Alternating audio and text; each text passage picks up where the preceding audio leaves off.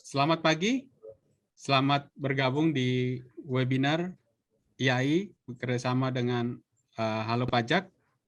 Webinar ini merupakan webinar yang ke-24 yang berjudul Aspek Perpajakan dan Akuntansi UMKM serta Sosialisasi Undang-Undang Harmonisasi Peraturan Perpajakan yang berkaitan dengan UMKM. Perkenalkan, nama saya Sahata Edi P. Situmorang. Saya mewakili IAI Kompartemen Perpajakan yang saat ini bersama-sama dengan host dari IAI Wilayah Papua yang diketuai oleh Bapak Dr. Andus Sanggiat Situmorang MSI AK CA KIA. Kami mengucapkan selamat datang di webinar ini. Assalamualaikum warahmatullahi wabarakatuh. Selamat pagi. Om Swastiastu, Namo Buddhaya, salam kebajikan. Baiklah, IAI merupakan organisasi yang menaungi akuntan profesional di seluruh Indonesia. Di IAI sendiri ada memiliki 33 wilayah kepengurusan dan yang menjadi host saat ini adalah IAI Kompartemen Pajak dengan IAI Wilayah Papua. Di IAI sendiri ada beberapa kompartemen sesuai dengan profesi yang dibawahi, yang tempat bekerja, yaitu seperti saya adalah di Kompartemen Akuntan Perpajakan karena saya berprofesi sebagai konsultan pajak. Ada juga Kompartemen Pendidikan, Kompartemen Kantor Jasa Akuntan, Kompartemen Kebijakan Publik. Jadi saya berada di bawah Kompartemen Akuntan Perpajakan. Sedikit kami sampaikan background dari acara kita, kenapa menjadi akuntan perpajakan yang melit acara ini. Karena memang di UMKM sendiri ada batasan waktu untuk menggunakan fasilitas PPh final 0,5%, yaitu 3 tahun untuk PT, 4 tahun untuk badan selain PT, dan 7 tahun untuk orang pribadi. Sehingga kalau kita lihat dari tahun 2018, maka sebetulnya PT yang berdiri sejak 2018 itu sudah harus UMKM PT yang sudah berdiri sejak 2018 sudah harus menggunakan pembukuan sejak 2021, yaitu di mana kita mulai acara ini, dan tahun 2022 itu wajib badan selain PT, dan nanti tahun 2025 itu orang pribadi. Mungkin itu gambaran acara kita. Untuk selanjutnya kita mungkin mulai dari sebelum kita mulai kita menyanyikan lagu ini. Oh maaf, kita adakan ini dulu apa namanya rundown acara yang dia akan ditampilkan oleh video. Silakan host.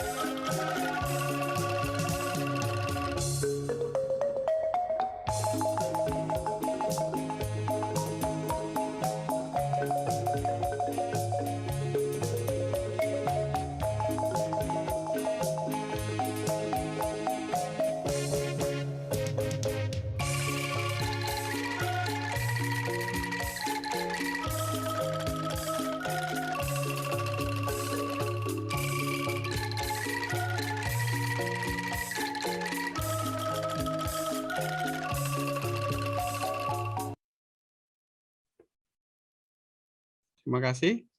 Baiklah, kita akan masuk acara pertama, yaitu menyanyikan lagu Indonesia Raya. Kita mohon seluruh peserta untuk duduk sempurna. Silakan, host.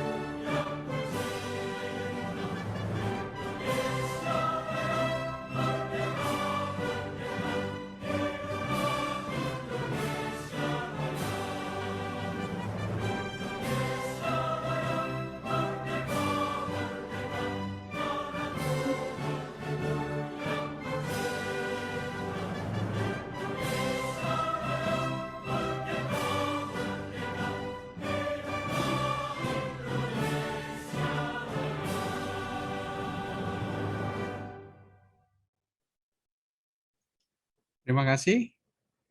Baiklah, karena Pak Julius sudah hadir di sini, kita lanjutkan acara berikutnya, yaitu sambutan dari Menteri Koperasi dan Usaha Kecil dan Menengah, Bapak Teten Mas Duki, yang dalam hal ini diwakilkan oleh Bapak Dr. Julius MA, selaku staf ahli Menteri Bidang Produktivitas dan Daya Saing. Untuk Pak Julius, waktu dan layar kita serahkan. Terima kasih waktunya Pak Edi Situmorang. Selamat pagi, Assalamualaikum warahmatullahi wabarakatuh. Salam sejahtera untuk kita semua. Om Swastiastu, Namo Buddhaya, salam kebajikan. Pertama-tama kita ucapkan puji dan syukur kehadirat Subhanahu wa Ta'ala yang telah memberikan kesempatan kepada kita untuk acara webinar hari ini, yang menurut saya sebuah webinar yang sangat penting, utamanya untuk dipahami seluruh stakeholder terkait dengan UMKM, pemerintah, dosen, asosiasi, dan utamanya adalah UMKM itu sendiri. Yang saya hormati Kepala Dinas Perindustrian, Perdagangan Koperasi dan UMKM dan Tenaga Kerja Provinsi Papua, Bapak Insinyur Omah Laudani Ladamei. Yang saya hormati Ketua Ikatan Akuntansi Indonesia, Bapak Dr. Andes Anggiat Situmorang, MSI. Dekan Fakultas Ekonomi dan Bisnis Universitas Cendrawasih, Bapak Dr. Mesak Lek, MSI.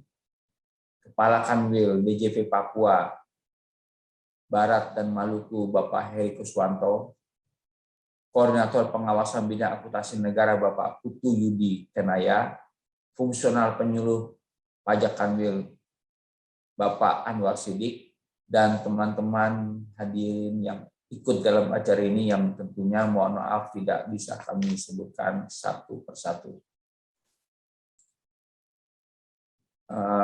Terus saya mengapresiasi sepenuhnya kegiatan webinar yang diselenggarakan oleh Halo Pajak bekerja sama dengan Ikatan Akuntansi Indonesia, membahas topik pentingnya mengenai aspek perpajakan dan akuntansi UMKM serta sosialisasi undang-undang harmonisasi perpajakan yang berkaitan dengan UMKM.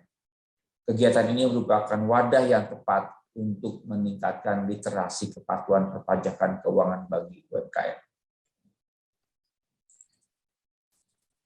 Yang kita tahu bahwasannya adalah UMKM mendominasi postur pelaku usaha di Indonesia. Namun hal yang perlu kita pahami, namun kontribusi pajak masih rendah. Jumlah UMKM yang mencapai 64,2 juta atau 99,9% dari populasi pelaku usaha dengan kontribusi PDB sebesar 61,7%. Dari potensi yang sedemikian besar, ternyata kontribusi pajak UMKM tercatat masih sangat rendah. Berdasarkan data dari Dirjen Pajak Kemenq, tahun 2019, kontribusi PPh final UMKM berjumlah 7,5 triliun, atau hanya sekedar 1,1% dari total penerimaan PPh secara keseluruhan di tahun yang sama sebesar 711,2 triliun rupiah.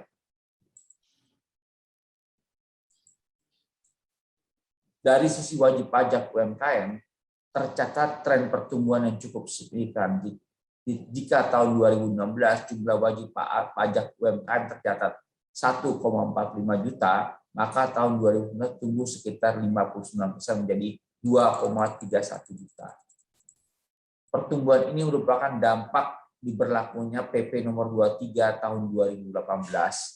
Peraturan ini memberikan skema kemudahan dan juga insentif bagi UMKM dengan pengurangan tarif PPh final menjadi 0,5% dan alokasi waktu yang dapat digunakan UMKM belajar pembukuan dan pelaporan keuangan, yaitu 7 tahun untuk WP perorangan, 4 tahun untuk WP badan usaha berbentuk koperasi, CV atau firma, dan 3 tahun untuk WP dalam badan berupa PT.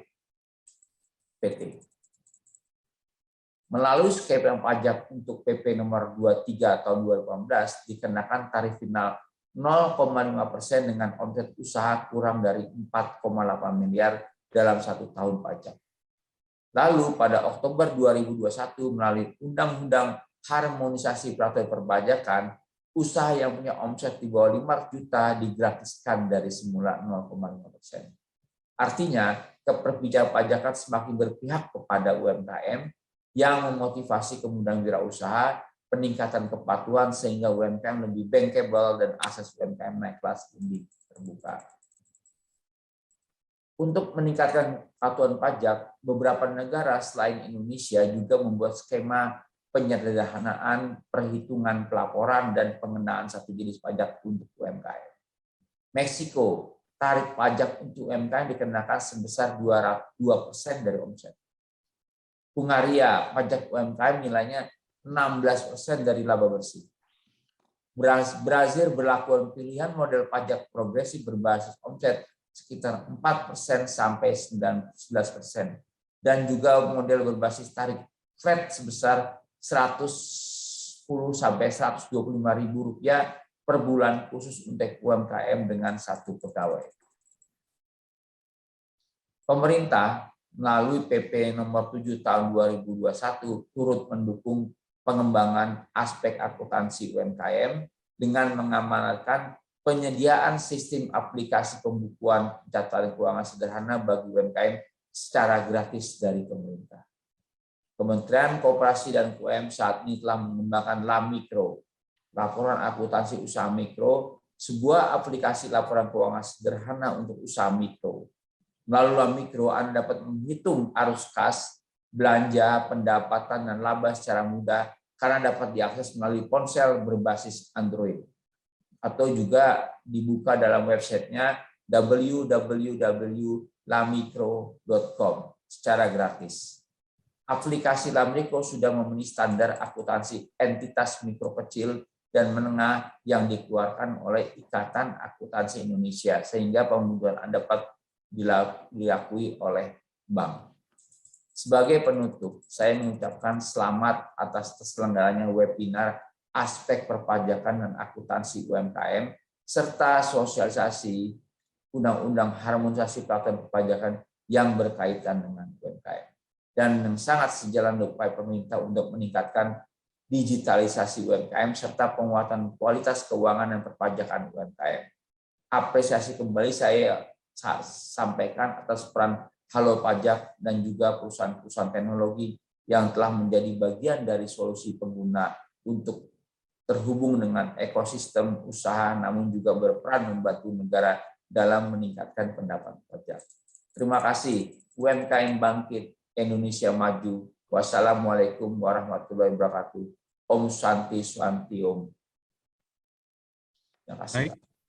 Terima kasih Pak Julius. Jadi seperti biasa Pak, kita ajak diskusi Pak. Jadi maksudnya nanti ini kita sudah ada diskusi-diskusi sebelumnya. Kebetulan di sini saya ajak Pak Anggiat dan Pak Dekan Pak Mesak. Jadi dari beberapa webinar yang kita lakukan, sebenarnya kita berkesimpulan Pak, UMKM itu tidak bisa kita ajarin untuk membuat laporan keuangan. Karena mereka background-nya terus waktunya juga nggak cukup. Jadi kita melihat ada beberapa sinergi yang boleh sebetulnya saling mengisi Pak. Jadi kebetulan kan di sini ada Pak Dekan nih, ada namanya Kampus Merdeka Belajar Pak. Jadi suatu kesimpulan bagi kita sebetulnya mahasiswa itu bisa menyediakan jasa pembuatan laporan keuangan Pak. Nah dengan tadi dukungannya tadi ada kalau ada aplikasinya, nanti akan kita didik mahasiswanya sampai siap untuk melaksanakan jasa tersebut. Jadi nanti mahasiswa yang menyediakan jasa pembuatan laporan keuangan untuk UMKM. Nah, namun dalam pelaksanaannya kan belum tentu kita kasih gratis, ada yang mau Pak memakai. Nah, justru karena itu, karena kementerian ini bisa, karena kan Bapak bisa kasih bantuan Pak, biasanya kan bantuan tanpa agunan seperti itu, artinya kan kita meminta sebetulnya bagaimana kita dapat garansi bahwa nanti di Dinas Koperasi bisa menyediakan UMKM yang bisa kita buatkan laporan keuangannya. Jadi semacam MOU lah Pak. Jadi artinya nanti mahasiswanya kalau kita didik sudah selesai nanti bisa langsung ada tempat prakteknya Pak. Jadi jangan sampai dididik ternyata nggak ada UMKM-nya yang mau gitu Pak. Jadi mungkin itu yang kita harapkan, mungkin masukan juga kepada kementerian supaya nanti gimana ini bisa program berjalan. Karena beberapa universitas, terutama yang di luar Jawa ya Pak ya, karena masih konsen mengenai UMKM. Jadi sehingga sebetulnya kita mau linkkan saja sih Pak, bersinergi. Artinya kan universitas ini mencari-cari tempat untuk magang, sementara sebetulnya kalau kita koordinasikan bisa sebetulnya tanpa harus mencari-cari, sudah ada rutin setiap ada mahasiswa, karena mahasiswa kan selalu regenerasi Pak. Jadi maksudnya artinya setiap angkatan bisa nanti tidak akan terputus servisnya gitu loh. Bukan seperti sekarang ya Pak ya, kalau maaf nih Pak, bimbingan dan penyuluhan, begitu selesai bimbingan penyuluhan, pendampingan penyuluhan, laporan keuangannya juga hilang Pak.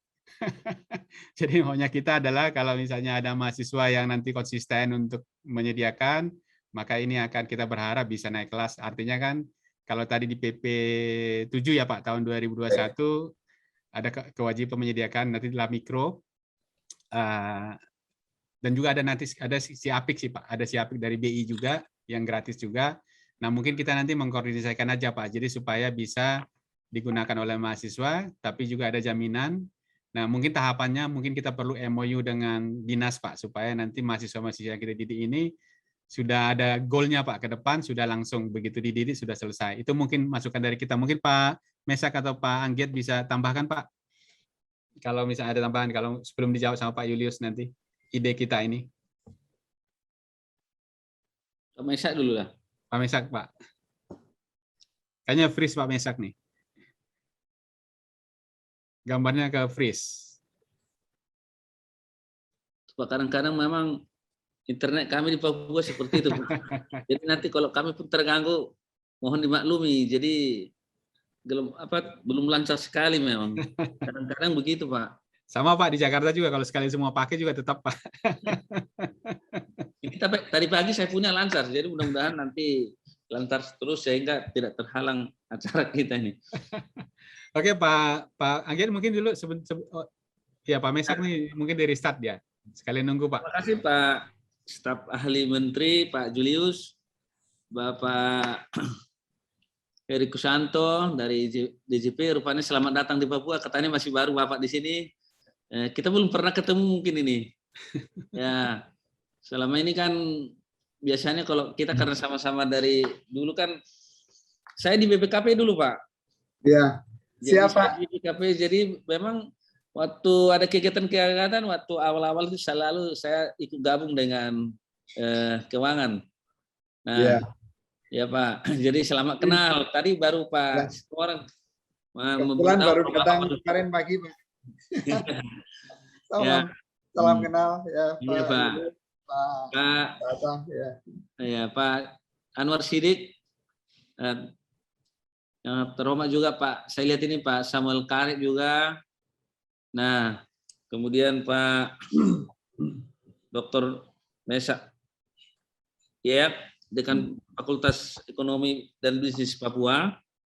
Bapak Kepala Dinas Perindakop, ya, walaupun mungkin masih di perjalanan, tadi diberitahu saya tadi malam diberitahu diwakili oleh kepala bidangnya Pak Sahala Edi Parningotan situ orang ini satu hal Pak kami ini satu opung ya. Nah, terima kasih Pak. Jadi memang saya berkesan sekali nih kegiatan ini, terutama ya kebetulan saya latar belakang saya akuntansi kan.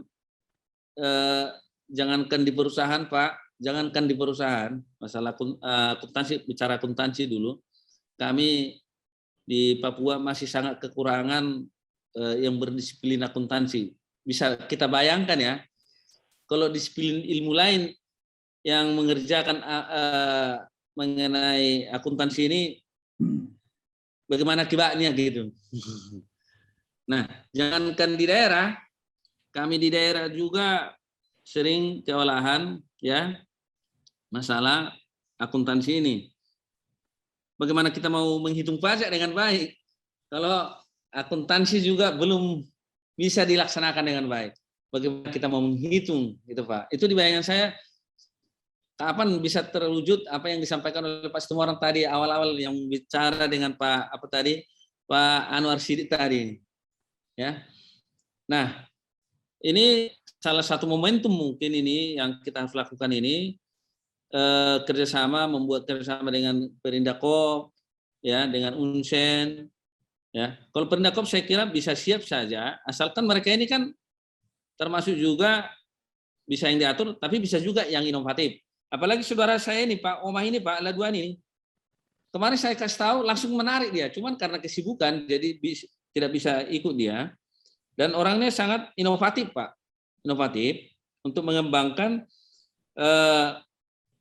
UMKM di Papua, terutama usaha-usaha untuk membangkitkan perusahaan-perusahaan yang dikelola oleh sahabat-sahabat kita UAP, ya, orang asli Papua itu. Nah, itu kan masih semangat untuk mengembangkan, tapi belum sampai bagaimana mengadministrasikan yang baik seperti harapan dari Pak Julius tadi, ya.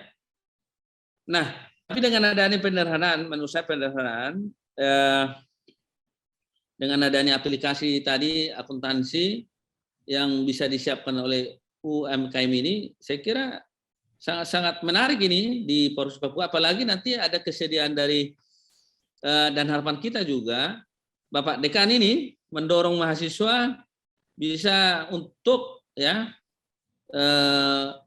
bekerja sama untuk membantu UMKM dan sekaligus juga mungkin menjadi tempat magang perusahaan-perusahaan mikro ini di Papua. Saya sebagai ketua IAI juga selalu mendorong, cuman saya kan baru terangkat itu Pak tahun 2020, cuman karena COVID selama 2021 itu kegiatan vakum. Ini terakhir ini memang udah mulai aktif setelah ada arah positif dari COVID ini. Ada positifnya Pak. Kita ini semua jadi digitalisasi, work from home. Sekarang orang tidak tabu lagi melihat laptop ini, melihat HP, udah pada bisa semua. Walaupun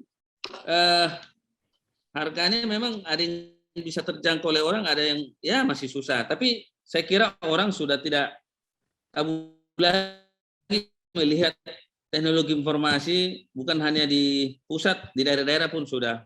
Jadi satu jalan juga bisa mengembangkan apa yang menjadi harapan kita yang disampaikan oleh Pak Situmorang tadi. Jadi harapan kita ada payung supaya ada dasar nanti dari Pak Perindakop untuk mengembangkan apa yang kita sampaikan tadi. Kemudian juga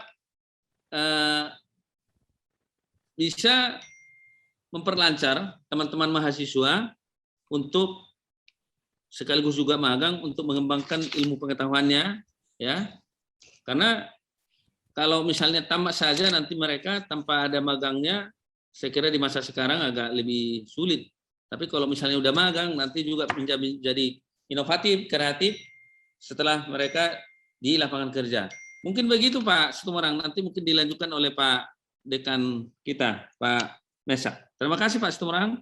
Terima kasih Pak Giat. Jadi ada juga Pak Samuel Karet ini mewakili dinas. Jadi kita undang dinas provinsi Pak. Kita tahu juga sebetulnya yang membawahi langsung UMKM itu sebetulnya kan dinas tingkat 2 Pak ya. Jadi tapi idenya mungkin bisa ditangkap Pak. Jadi artinya kita angkat dulu di atas supaya nanti ke bawah itu nanti bisa berkoordinasi. Karena kalau misalnya kita pilih nanti salah satu dinas nanti jadi terpotong-potong Pak. Jadi memang kita anggap dulu Papua 1 sehingga makanya kita undang dari dinas provinsi bukan dari tingkat 2. Jadi mungkin masukannya tadi Pak, kira-kira gimana Pak ya? Jadi artinya sebetulnya kita mau sebetulnya kemarin kita sudah bicara dengan Pak Dekan bahwa ada jaminan dulu, maksudnya supaya jangan sampai nanti mahasiswanya dididik, ternyata UMKM-nya nggak ada. Jadi kalau sudah ada MOU semacam kayak dinas, nanti mungkin ke dinas tingkat 2 Pak, yang langsung supaya nanti kita bisa mulai nih pendidikannya supaya kick off-nya ada Pak, berjalan Pak. Jadi jangan cuma wacana terus gitu loh. Artinya kalau wacana terus nanti nggak jadi-jadi gitu. Jadi mungkin kesiapannya Pak Dekan nanti berapa, misalnya kita jangan muluk-muluk lah, mungkin 20 apa 50 UMKM, jadi kita buatkan laporan keuangannya secara kontinu, nanti mungkin kalau misalnya akan bisa berkembang akan lebih bagus gitu, artinya kita mulai dulu gitu. Itu sih idenya Pak Samuel sama Pak Julius. Mungkin ada masukan Pak Samuel atau sebelum nanti kasih sambutan, jadi kita ada diskus saja Pak. Jadi kemungkinan ada di sini Kementerian Koperasi, jadi supaya satu Pak, karena bidangnya sama kan Pak ya. Itu mungkin Pak, kalau ada masukan sebelum dijawab sama Pak Julius. Ya baik, terima kasih Pak Situmorang. Tapi saya ingin menyampaikan begini, terkait dengan UMKM di Provinsi Papua, sebetulnya kami memiliki data itu kurang lebih 42.000. Ya, mulai dari tahun 2020, 21 dan 22 ini kami akan memperluas lagi data kita di 14 kabupaten sisa. 2021 kami mendata di kurang lebih 10 kabupaten ya, dengan keterbatasan anggaran, tapi kami sudah berhasil untuk 10 kabupaten data UMKM kita. Yang perlu saya sampaikan itu adalah yang pertama, di dalam pendataan itu kita kesulitan untuk membuat klasifikasi UKM itu yang memiliki aset dan omset. Nah, kenapa sampai kita kesulitan? Karena memang yang pertama itu adalah UKM sendiri, mereka tidak memahami soal pembukuan sederhana di dalam pencatatan terkait dengan omset dan aset yang dimiliki. Itu kendala kita. Yang kedua, banyak juga pelaku usaha yang tidak mau berkata jujur untuk melaporkan sebetulnya omset yang dimiliki itu berapa dan aset yang dimiliki itu berapa. Yang ketiga, kendala kita itu adalah kualitas SDM UKM itu sendiri. Ya, ini harus kita akui dan banyak sekali yang seperti itu, sehingga kita juga perlu melakukan peningkatan kapasitas dari sisi pelaku usaha itu sendiri, sehingga mereka juga bisa punya kemampuan untuk membuat semacam akuntansi sederhana atau pembukuan sederhana terkait dengan pengelolaan keuangan mereka. Lalu yang ketiga, yang berikut, yang sangat penting sekali Pak, saya perlu sampaikan bahwa sebenarnya kami ini kekurangan tenaga pendamping UKM. Nah, tenaga pendamping UKM ini sangat penting sekali untuk kita miliki, karena penguatan kapasitas maupun pembinaan-pembinaan yang kita lakukan itu akan menjadi sebuah hal yang tidak bisa bertahan lama kalau tidak di follow up oleh tenaga-tenaga pendamping yang ada. Ini penting sekali. Apa tujuannya? Salah satu yang hari ini nanti akan kita diskusikan itu adalah bagaimana tenaga pendamping ini bisa memahami soal pencatatan, ya, pencatatan atau pembukuan yang kemudian akan dilatih kepada UKM-UKM yang ada. Itu yang menjadi kendala kita. Saya juga ingin berdiskusi dengan kawan-kawan kementerian, apakah kita bisa berdiskusi bersama-sama untuk kemudian tenaga-tenaga pendamping ini kita bisa siapkan, entah itu dari tenaga fungsional maupun tenaga-tenaga yang bisa kita kontrak untuk melakukan pendampingan terhadap UMKM kita. Itu kendala kita. Lalu kemudian yang berikut lagi, hal yang penting itu adalah soal perpajakan. Memang kita tadi sudah saya sampaikan bahwa di dalam pendataan kita itu kita mengalami kesulitan karena Undang-Undang 2 yang terkait dengan UMKM soal klasifikasi UMKM yang mikro, kecil, dan menengah. Ini kita kesulitan juga membuat klasifikasi karena kita bisa kemudian membuat klasifikasi kalau omset dan asetnya kemudian kita bisa mendata. Kenapa demikian? Karena sangat terkait sekali dengan Undang-Undang 23 soal kewenangan. Siapa sih yang sebetulnya bisa mengintervensi untuk mikro, siapa yang bisa mengintervensi untuk kecil, menengah, dan seterusnya. Ini kesulitan kita yang terjadi juga di lapangan. Sehingga kita bisa berdiskusi. Lalu kemudian yang berikut lagi, sebetulnya kami menyambut positif ya. Nanti bisa disampaikan karena sebetulnya UMKM yang bisa membayar pajak 0,5% itu yang seperti apa? Itu yang kami perlu mendapatkan update informasi terkait dengan itu, sehingga kami juga bisa menyampaikan nanti kemudian kepada UMK-UMK kita yang ada, sehingga mereka bisa kita dorong untuk kepatuhan. Saya kira mungkin itu beberapa hal yang bisa saya sampaikan. Pak Sitomorang, waktu saya kembalikan.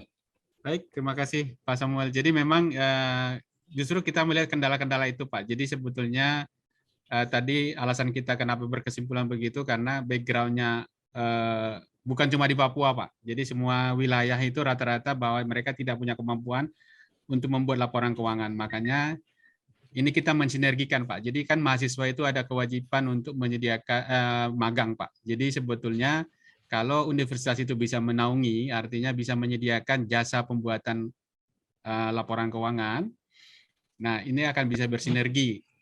Karena untuk mencari tempat magang mereka akan tidak ada kepastian, Pak. Jadi sebetulnya yang kita mau sebetulnya dengan ada aturan-aturan ini, satu aturan dari DJP yang membatasi penggunaan PPh final, yang kedua adalah ada dari tadi yang disebutkan oleh Pak Julius bahwa Kementerian Koperasi menyediakan aplikasi maupun Dinas Koperasi menyediakan aplikasi gratis, sehingga sebenarnya tinggal disinergikan aja. Jadi artinya, nah cuma dalam prakteknya kan kita perlu jaminan nih, artinya kan mahasiswa ini kita didik, jangan sampai nanti dididik nggak bisa praktek, Pak. Nah itu sebetulnya yang kita coba tegaskan di sini, supaya ini jalan semua gitu loh. Artinya, tadi nanti Pak, sebenarnya kebetulan kemarin kita sudah diskus dengan Pak Mesa, Pak Dekan, bahwa mereka bersedia menyediakan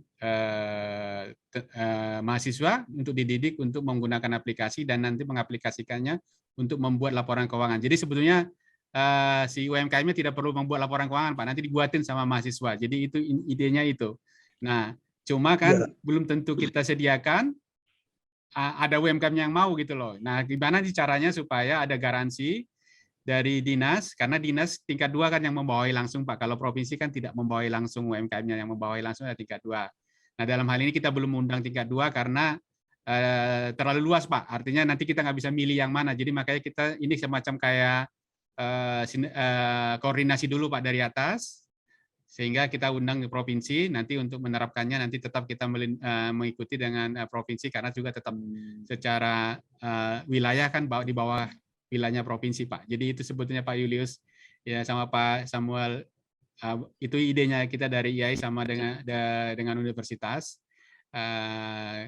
Karena itu tadi embel-embel gratisnya, Pak. Jadi itu yang sebetulnya yang jadi tidak bisa dijalankan kalau melalui profesi, tapi melalui universitas kita ada, karena itu tadi ada kampus program dari Kementerian Pendidikan Kampus Merdeka, Merdeka Belajar yang mewajibkan mereka ada yang 1-3 semester untuk magang, Pak. Jadi ini kesempatan yang bisa kita manfaatkan. Itu mungkin Pak Julius. Mungkin ditanggapi, Pak.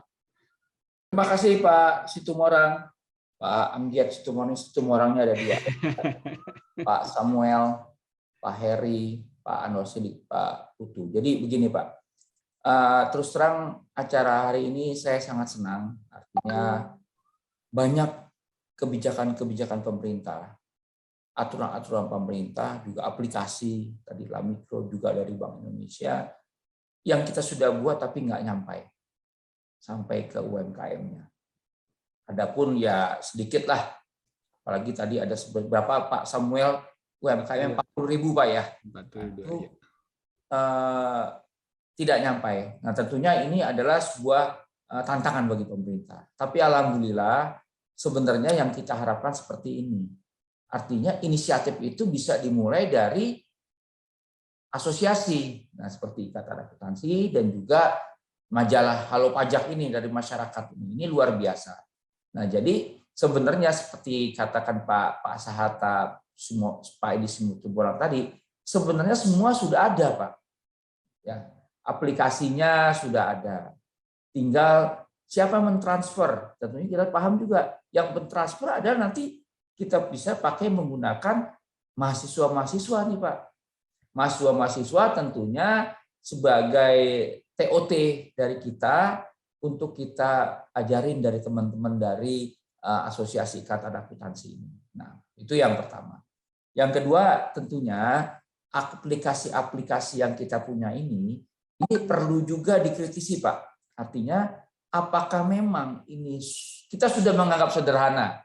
Apakah memang sudah bisa diterima oleh UMKM itu? Nah, ini sebuah persoalan. Nah, jadi persoalannya satu, seandainya sudah bagus, nah tentunya itu juga nggak mudah untuk dipahami oleh UMKM sendiri. Nah, ini tugas dari dari universitas untuk itu. Ini kita bisa kerahkan. Dan untuk ini mungkin bagi mahasiswa itu bisa dikasih SKS yang cukup besar, Pak. Mungkin dengan nilai yang baik untuk bagi yang jadi semacam agak diwajibkan bagi mahasiswa, karena kita paham lah mahasiswa masih punya idealisme tinggi, sehingga kalau dikasih nilai dengan bisa di istilah SKS-nya bisa di pendampingan itu bisa dimulai dengan SKS, apalagi sekarang ada kampus Merdeka Belajar yang tentunya ini sangat baik kalau bisa dikasih kampus Merdeka Belajar 6 bulan atau berapa setahun gitu kan, mereka khusus untuk pekerjaannya adalah mendampingi UMKM. Ini luar biasa. Karena ini terus terang Pak, ini kan ada gap Pak antara kebijakan pemerintah dengan UMKM sendiri. Nah, kita di sinilah yang menjembatani gap-gap tersebut. Nah, tadi dikatakan oleh Pak Samuel tadi UMKM sulit untuk jujur. Nah, sekarang bagaimana pemerintah daerah memberikan insentif-insentif Pak jika mereka mau jujur. Misalnya katakanlah kalau kamu jujur mengisi nanti kita akan permudah mendapatkan KUR. Ya kan program pemerintah juga tuh ya. Kita akan berikan akses untuk mendapatkan mempermudah akses kartu prakerja.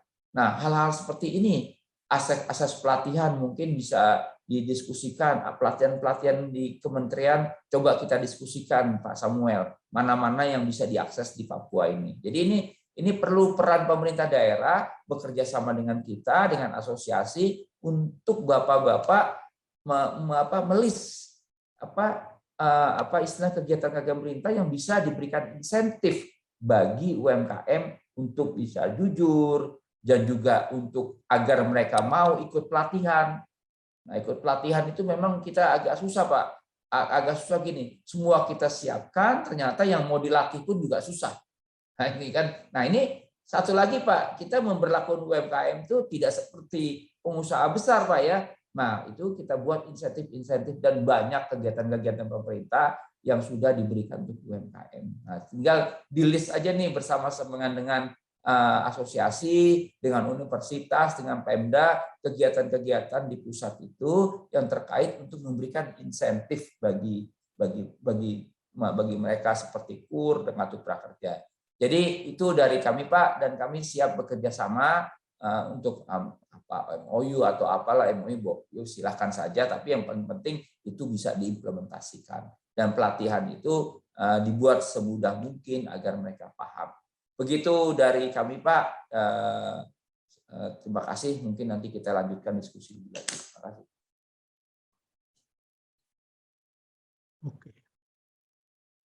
Terima kasih Pak Julius. Kebetulan Pak Dekan sudah ada. Pak Dekan, silakan Pak. Oke, baik. Pak Julius, Pak Edi, Pak Anggia, Pak Karet yang saya hormati, saya minta maaf karena saya tiba-tiba di kampus di lampu padam. Jadi akhirnya jadi itu semua. Jadi ini sementara kasih jalan genset akhirnya bisa masuk lagi kembali. Begini Pak Julius, kami di kampus ini sementara ini diwajibkan untuk kampus Merdeka itu 20 SKS di luar kampus. Sementara ini kami cari kira-kira industri mana yang kami mau terjunkan anak-anak ini. Untuk masuk mereka kuliah di luar kampus itu mereka menempuh 20 SKS itu. Jadi ini adalah kalau saya ikut ini saya menyatakan bahwa kami di fakultas ini siap. Kami siap sepenuhnya untuk menyiapkan tenaga-tenaga sukarelawan yang mereka ini kan mereka punya kepentingan.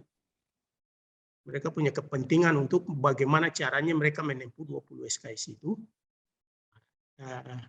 Mungkin ada MOU yang mungkin kita nanti dari IAI, Pak Edi, Pak Anggiat, mungkin Pak Karet juga, kita ini kerjasama supaya ini membantu kami di kampus untuk kami terjunkan kami punya anak-anak. Jadi saya pikir kami di kampus intinya kami siap untuk terjunkan kami punya anak-anak karena urusan di sini kan akuntansi yang mereka harus siap turun terjun ke sini. Terutama mereka di semester 6-7 itu. Jadi semester 6-7 itu sudah wajib untuk melakukan perkuliahan di luar kampus. Nah itu mungkin itu saja yang intinya bahwa kami siap untuk masuk. Dan juga Pak Samuel, kami mohon dukungan untuk kami terjunkan kami punya anak-anak untuk bisa masuk membantu ini sifatnya mereka praktek ilmu terus juga mereka membantu UKM kita supaya ya ini juga bagian dari menyadarkan mereka juga. Selama ini kalau kita perhatikan kan mereka hanya usaha-usaha seperti ini tapi laporan-laporan yang baik itu seperti apa, kesadaran untuk misalnya pajak juga itu juga bagian yang perlu kita mensosialisasikan karena kalau kita perhatikan mungkin di kampus-kampus di Jawa itu sudah masyarakatnya sudah ini tapi kami di luar sini ini masih ada gap yang cukup lebar ini. Nah, itu jadi mungkin itu saja yang saya respon bahwa kami siap. Terima kasih. Baik, terima kasih Pak Mesak. Jadi intinya Pak Julius sebetulnya gini. Jadi kalau kesimpulan kita dari beberapa webinar semua rata-rata sebetulnya berkesimpulan kita dari IAI sebetulnya kesimpulannya gini Pak. Artinya UMKM itu tidak bisa kita ajarin untuk membuat laporan keuangan. Jadi biarlah laporan keuangan itu dibuat oleh nanti ya kalau ada jasa yang tersedia gratis Pak. Nanti kita ajarinya itu membaca laporan keuangan Pak. Jadi seperti Bapak bilang tadi untuk membuat keputusan gitu loh. Jadi tidak rutinitas jadi terganggu untuk membuat laporan keuangan saja. Nanti kita serahkan karena sebetulnya kan ini ada kebutuhan yang sama-sama sebetulnya hanya tinggal disinergikan saja Pak. Jadi sebetulnya itu yang kita mau dan kita mau sebetulnya seperti Bapak bilang tadi kayak ini Universitas Cendrawasih ini siap bisa menginisiasi. Jadi siapa duluan Pak? Karena kalau kita dari IAI kan ini hanya mencoba mensinergikan Pak. Tapi kan nanti pelaksanaannya di daerah-daerah Pak. Artinya kita mau sebetulnya kenapa kita terlibat di sini karena kita sebagai pembuat standar akuntansi keuangan, artinya kita sangat berperan penting. Dan kita maunya sebetulnya bagaimana ini bisa menjadi program nasional Pak. Artinya jangan sampai nanti adik-adik mahasiswa ini terbatas Pak. Artinya kalau boleh nanti aplikasinya itu secara nasional, jadi mau dimanapun dia bekerja sudah bisa. Jangan sampai nanti misalnya dari Papua datang ke Surabaya udah ganti aplikasinya Pak, sudah beda, udah belajar lagi gitu loh. Jadi kalau boleh secara nasional itu akan lebih bagus. Itu sih sebenarnya kalau peran kita Pak Diai, kita mengharap supaya sebetulnya ini secara nasional bisa, karena juga dari segi tadi Bapak bilang PP sudah mewajibkan Kementerian Koperasi, dan kita berharap juga sebetulnya kan ada batasan Pak kan UKM yang mikro ya Pak ya, di bawah 2M.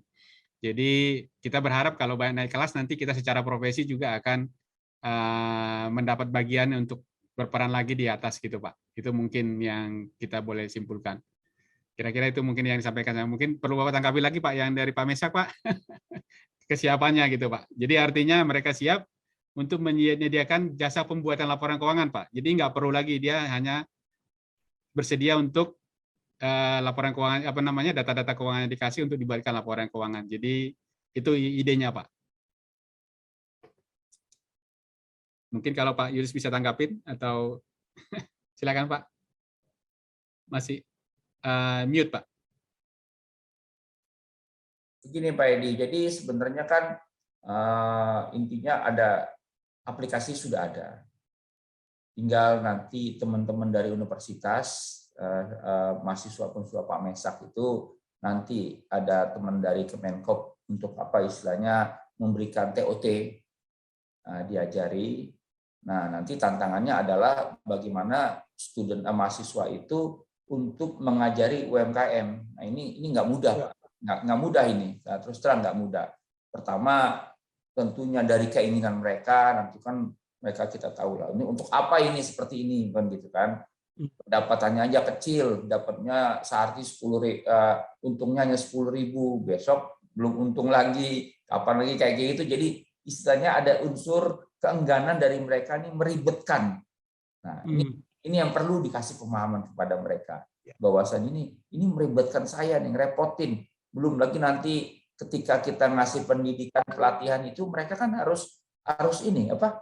Harus nggak kerja itu kan. Nah, tapi dengan adanya mahasiswa ini mereka bisa masuk ke perusahaannya, bisa ngajarin sambil mereka berbisnis, masing berdagang.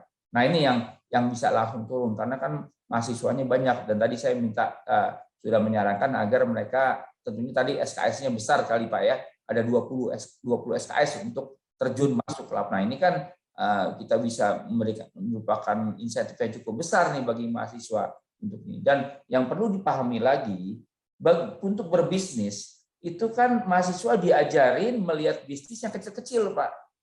Iya. Bisnis kecil itulah nanti akan dia menjadi besar. Kalau belajar dari besar ya itu enggak. Kan yang kecil itu mencari pasar, mencari uang, mencari pendanaan itu kan sulit bagi mereka. Nah, belajar dari situlah nanti mahasiswa itu insentifnya ini bisa belajar bagaimana berbisnis. Jadi itu, dan nanti silakan saja Pak, nanti kan UMKM-nya nanti yang mencarikan Pak Samuel Karet ya. Nah, Pak Samuel tadi saya katakan berikan kepada UMKM itu insentif. Banyak skim bantuan pemerintah untuk UMKM yang terus terang mungkin UMKM-nya nggak tahu. Nah, silakan Pak Samuel, nanti kita diskusikan nih di kementerian itu kerjaan UMKM itu ada 40 kementerian Pak yang melakukan kegiatan UMKM. 40, bukan kementerian kita saja. Nah, nanti kita bisa koordinasikan tuh kegiatan-kegiatan yang nanti menjadi insentif bagi UMKM untuk ikut kegiatan ini. Ini misalnya, oke, kalau pembukuan Anda bagus, nanti kita akan salurkan untuk mendapatkan KUR. Misalnya, ini misal Pak. Terus kalau Anda pembukuan bagus, nanti kita ikutkan untuk pelatihan ekspor misalnya. Ini kan ada skim-skimnya itu. Nah, ini yang peran pemerintah daerah dalam ini Pak Samuel dan Pak Omah Laudani yang bisa mendorong ini.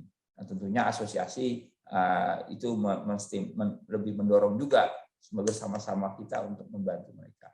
Itu Pak. Silakan Pak. Terima kasih Pak Julius. Jadi terima kasih untuk waktunya. Terima kasih untuk berdiskusinya. Mudah-mudahan setelah ini kita bisa realisasikan dengan MOU. Kita sangat berharap Pak. Jadi terima kasih untuk waktunya. Baiklah, diskusi ini kita akhiri. Nanti kita akan lanjutkan dengan acara berikutnya. Pak Samuel ada ya? Oke, makasih Pak Julius. Ada Pak, Ya, masih. Ya, Masih. Terima kasih. baik. Pak.